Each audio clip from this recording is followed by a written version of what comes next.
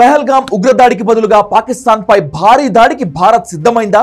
ప్రపంచ దేశాలకు తమ చర్య కనిపించేలా ఊహకందని దెబ్బ కొట్టబోతోందా? బాలాకోట్ తరహా ప్రతీకారమైతే ఇప్పటికే జరిగి ఉండేదా? ఎయిర్ స్ట్రైక్ను మించి త్రివిధ దళాలతో త్రిముఖ వ్యూహంతో ఉగ్రదేశం నడ్డివేర్చడమే ప్రధాని మోదీ లక్ష్యమా? సరిహద్దుల్లో వేగంగా మారుతున్న పరిణామాలు చూస్తుంటే అవుననే సమాధానాలే వినిపిస్తున్నాయి. రక్షణ మంత్రి రాజ్నాథ్ సింగ్ సైతం శత్రువుపై ప్రతీకారంలో 140 కోట్ల మంది భారత ప్రజలు ఏం కోరుకుంటున్నారో అదే జరగబోతోందని తేల్చి చెప్పారు. అందుకు తనదే గ్యారంటీ అని క్రిస్టల్ క్లియర్ కామెంట్స్ చేశారు. మరి పహల్గామ్ ఉగ్రదాడికి ప్రతీకారంగా 140 కోట్ల మంది భారతీయులు ఏం కోరుకుంటున్నారు? రాజ్నాథ్ సింగ్ వ్యాఖ్యల వెనుక మర్మం ఏమిటి? పాకిస్తాన్పై యుద్ధం జరగబోతోందని హింట్స్ ఇస్తున్నారా? ఇవాల్టి టాప్ స్టోరీలో చూద్దాం.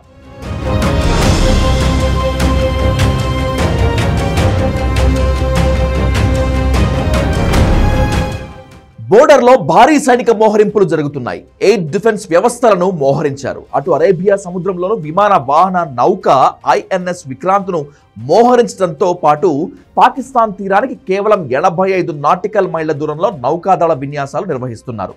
లడక్, జమ్మూ కాశ్మీర్ బేస్లలో ఎయిర్ ఫోర్స్ యాక్షన్లోకి దిగిపోయింది. అంతేకాదు రక్షణ వ్యవస్థలైన ఇగ్లా-ఎస్లను అత్యవసరంగా పెద్ద మొత్తంలో కొనుగోలు చేస్తున్నారు.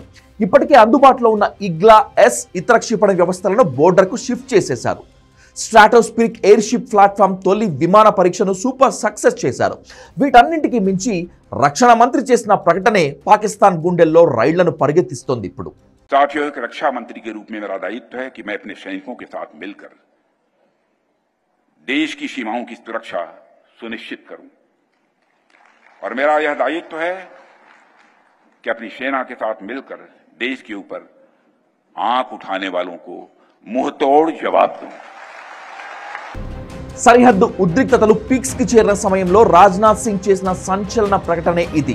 ప్రధాని మోదీ నాయకత్వంలో ప్రజలు ఏం కోరుకుంటున్నారో అది ఖచ్చితంగా జరిగి తీరుతుందంటూ తేల్చి చెప్పారు.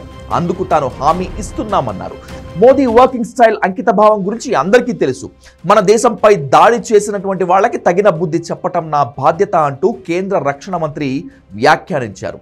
భారత్ను దెబ్బతీయటానికి దుస్సాహసం చేసిన వారికి ధీటైన రీతిలో సమాధానం ఇస్తామంటూ వార్నింగ్ ఇచ్చారు. రాజ్నాథ్ సింగ్ ప్రకటనలో పాకిస్తాన్పై భారత్ ప్రతీకారం ఎలా ఉండబోతోంది అనే ప్రశ్నకు క్లియర్ కట్ ఆన్సర్గా రక్షణ నిపుణులు విశ్లేషిస్తున్నారు. ఇందుకు ఇప్పటి వరకు జరిగిన పరిణామాలను చెప్తున్నారు. పహల్గామ్ ఉగ్రదాడి జరిగిన నాటి నుంచి ఇప్పటి వరకు ప్రధాని మోదీ నేతృత్వంలో అత్యంత కీలకమైన సమావేశాలు జరగటాన్ని గుర్తు చేస్తున్నారు.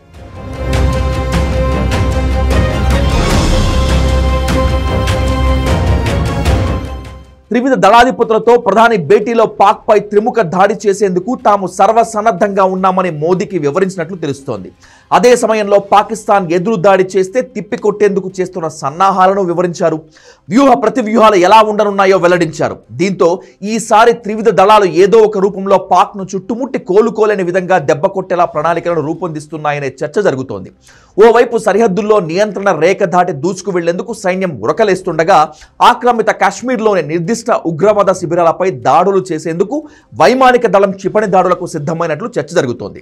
అరేబియా సముద్రంలో మోహరించిన యుద్ధ నౌకలు కూడా దాడులకు సిద్ధంగా ఉన్నాయి. త్రివిధ దళాలు నిర్దిష్ట కార్యాచరణ బ్లూ ప్రింట్తో సిద్ధంగా ఉండగా ప్రధాని మోదీ గ్రీన్ సిగ్నల్ ఇవ్వటమే ఆలస్యమని రక్షణ శాఖ వర్గాలు చెప్తున్నాయి.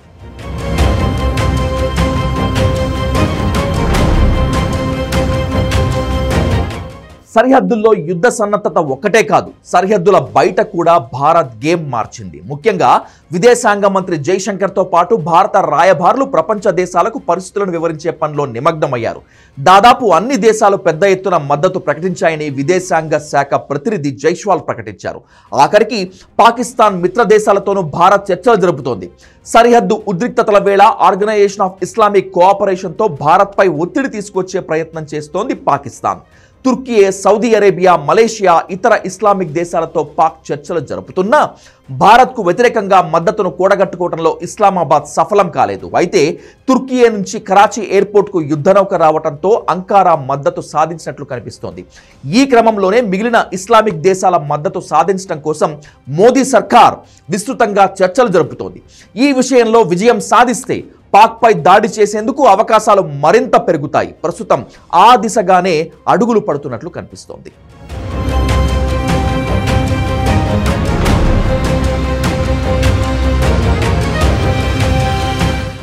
సర్జికల్ స్ట్రైక్స్, ఎయిర్ స్ట్రైక్స్ వంటి యాక్షన్ కు ఇన్ని రోజులు చర్చోపచర్చలు జరపాల్సిన అవసరం లేనే లేదు. పెద్ద ఎత్తున ఆయుధాలను సమకూర్చుకోవటం, ఆయుధ ఫ్యాక్టరీ ఉద్యోగుల సెలవుల రద్దు వంటి నిర్ణయాలు అసలే అవసరం ఉండదు. సో ఈసారి పాక్ను కోలుకోలేకుండా దెబ్బ కొట్టాలనేటువంటిదే మోదీ ప్రభుత్వం స్ట్రాటజీ. ఆల్రెడీ ఆ దిశగా ఒక్కో విజయం సాధిస్తూ వెళ్తోంది కూడా. ఉగ్రవాదానికి సపోర్ట్ చేసే దేశాలకు అంతర్జాతీయ సంస్థల నుంచి ఆర్థిక సాయాన్ని నిలిపివేసేలా భారత్ ప్రయత్నాలు ముమ్మరం చేయటం అందులో భాగమే. సింధు జలాల ఒప్పందం నిలిపివేత, బగలీహార్ నుంచి నీళ్లు ఆపేయటం వంటి నిర్ణయాలు అందులో భాగమే. ఒక్క ముక్కలో చెప్పాలంటే దౌత్యపరంగా పాకిస్తాన్ను ఆల్రెడీ అష్టదిగ్బంధనం చేసేశారు. ఇక మిగిలింది సైనిక చర్య ఒక్కటే. అది ఖచ్చితంగా ఈ వారంలోనే జరగబోతుందనేటువంటిది నిపుణుల మాట. ఎందుకంటే ఇప్పటికే 2 సార్లు భద్రతా వ్యవహారాల క్యాబినెట్ భేటీ జరక్క ఈ వారం మరోమారు సమావేశం కాబోతోంది. ఆ సమావేశం తర్వాతే ఉగ్రదేశంపై దాడికి మోదీ సర్కార్ గ్రీన్ సిగ్నల్ ఇచ్చే అవకాశాలు ఉన్నాయి. రాజ్నాథ్ సింగ్ సైతం ఆ ఉద్దేశంతోనే 140 కోట్ల మంది భారతీయులు కోరుకున్నది జరిగి తీరుతుందని క్రిస్టల్ క్లియర్గా కామెంట్స్ చేశారు. 140 కోట్ల మంది భారతీయులు ఏం కోరుకుంటున్నారో ప్రత్యేకంగా చెప్పాలా?